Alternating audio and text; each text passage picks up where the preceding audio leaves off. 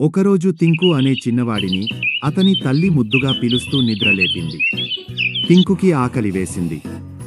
తింకు వల్ల అమ్మ, గోరేయ్ తింకు, పళ్ళు తోముకుని తినాలిరా అంటూ ప్రేమగా తిడుతోంది. తింకు మాత్రం చాలా అల్లరి పిల్లవాడు. ఒక రోజు తింకు నడుచుకుంటూ వెళ్ళిపోతున్నప్పుడు గాయాలైన కుక్కను చూసి తింకు కుమిలిపోయాడు. ఆ కుక్కను హాస్పిటల్కి తీసుకెళ్లి వెళ్ళాడు. అలా వాళ్ల మధ్య స్నేహం ఏర్పడింది.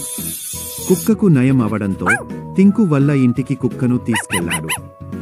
ఆ కుక్కకు ఒక పేరు కూడా పెట్టాడు, అదే గోల్డీ.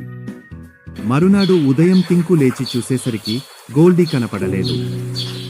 గోల్డీని తింకు ఎంత కంగారుగా వెతికినా కనిపించకపోవడంతో చివరకు పోలీస్ స్టేషన్లో కంప్లైంట్ ఇచ్చాడు. అక్కడ పోలీసులు కేసు నమోదు చేసి దర్యాప్తు ప్రారంభించారు. తర్వాత తెలిసింది ఏమిటంటే గోల్డీని ఒక దొంగ దొంగలించి తీసుకెళ్లిపోయాడు. చివరికి పోలీసులు దొంగను పట్టుకుని గోల్డీని తింకుకి తీసుకొచ్చి ఇచ్చారు.